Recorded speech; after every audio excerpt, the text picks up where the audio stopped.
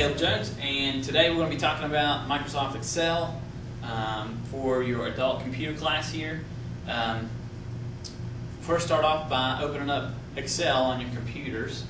We're going to have you watch this first, and then the next assignment will be just doing this exactly what I'm doing today. So you watch the video, and then you'll be able to open up Excel yourself and do the same thing. Okay. Today we're going to be working on real basic functions within Excel, which is a very powerful tool that not a whole lot of people know how to use. It's not difficult, it's just not commonly used, and that's where most people get tripped up. But in Excel, we're going to work on today a fictional payroll for a fictional company that you guys can make it up. You can call it whatever you want. But I'm going to show you just a few basic functions that will help kind of get your feet wet with Excel. The first thing I would like to say about Microsoft Excel is that you just need to think of it as just a big giant grid. And if you think very logically within the grid, you'll notice that you've got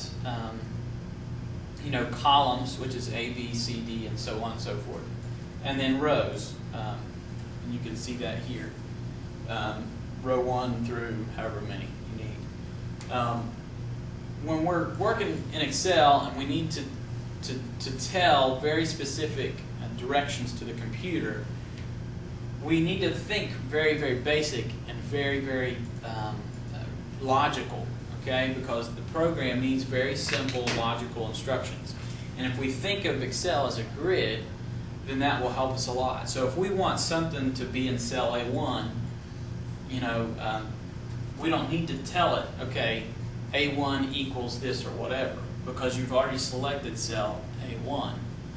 I'm going to show you a very simple formula that you might see again, nudge, nudge, wink, wink, on a test later.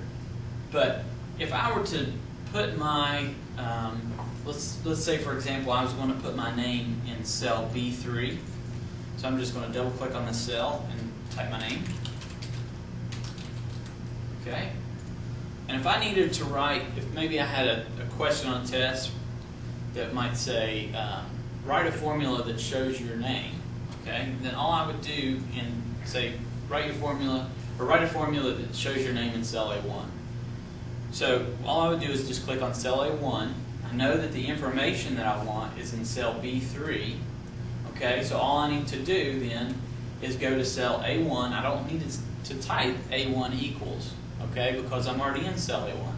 I just need to say equals B3. And once I do that, that's the formula, and it draws a box around my name. I just hit enter, and now my name's represented right there in cell A1. Okay, real simple. That's a very, very, very simple, easy formula that you might see again. But for today, what I'm going to show you guys is something really fun and really simple. What we're going to start off with is naming a fictional company. So I'm just going to say my company here is going to be called, let's say, Caleb's Crab Shack. Okay? So here's my fictional company. I own a crab shack. Come and eat at my crab shack anytime you want. It's excellent crabs. So the first thing I want to do in cell A1 is just write your fictional company, okay? Then I'm going to also want to just take one thing that I do want to see, and if we can just zoom in right here on the cursor, you can see that right now it's just a bold white plus, okay? When your cursor changes its icon, that means it's changing its functionality or what tool it is or what it does, okay?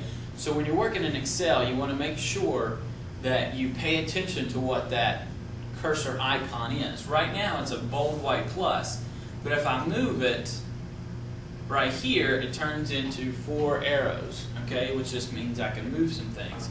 And then again it changes if I put it right over this, if you can zoom right in on that small black box, you can see if I put my cursor over that, it changes to yet something else, okay? So just knowing that will help with some other things that we'll talk about in just a moment. But for now, we're going to look at cell A1. We've put in our fictional name. With my bold white plus, I'm going to click and drag this all the way over. Let's go on over to cell J1.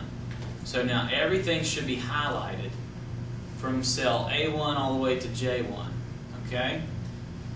Now what I'm going to do is I'm going to go up here to my toolbar and I'm going to click this button right here. This is the merge and center button.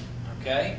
And what that's going to do is going to make cell A1 through J1 one cell.